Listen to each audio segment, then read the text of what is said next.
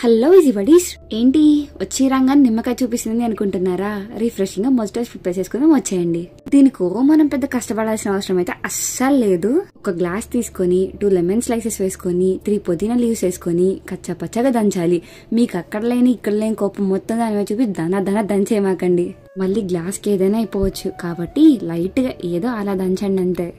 నచ్చిన ఫ్లేవర్ ని యూజ్ చేసుకోండి. మా ఇంట్లో అయితే 2 ఫ్లేవర్స్ ఉన్నాయి, స్ట్రాబెర్రీ కివి. ఆ ఫ్లేవర్స్ ని యూజ్ చేసుకొని నేను చేస్తున్నాను. 2 to 3 స్పూన్స్ ఫ్లేవర్ తీసుకొని అందులో 3 ఐస్ క్యూబ్స్ వేసుకొని గ్లాస్ ఫుల్ గా స్ప్రైట్ తీసుకొని బాగా మిక్స్ చేసుకొని అయిపోయింది మన మొజిటో రెడీ. గ్లాస్ ఫుల్ గా అన్నా కదా అని చెప్పి మొత్తం ఫుల్ గా పోసి పారపోసేకండి. ఇంట్లో ఉంటే మరి తిట్లు తప్పో చూసుకోండి. యాజ్ యూజువల్ గా ప్రాసెస్ ని రిపీట్ చేసి కివి మొజిటో కూడా ప్రిపేర్ చేసేసాను. ఒక 2-3 స్లైసెస్ లెమన్ తీసుకొని 3 పుదీనా లీవ్స్ తీసుకొని బాగా దంచుకొని అందులో కివి ఫ్లేవర్ వేసుకొని 3 ఐస్ క్యూబ్స్ వేసుకొని స్ప్రైట్ వేసుకొని మిక్స్ చేస్తే అయిపోయింది. 2 ఫ్లేవర్స్ అని చెప్పాను, ఇంకో గ్లాస్ వచ్చింది ఏంటి అని అనుకుంటున్నారా? చూపిస్తాను ఆగండి. ఇదైతే మీరు ట్రై చేయకండి, ఇదైతే జస్ట్ ఎక్స్పెరిమెంట్ అనమాట. మా ఇంటి దగ్గర నేరేడుకాయలు ఉంటే అవి తీసుకొచ్చి వాటితో చేస్తున్నాను.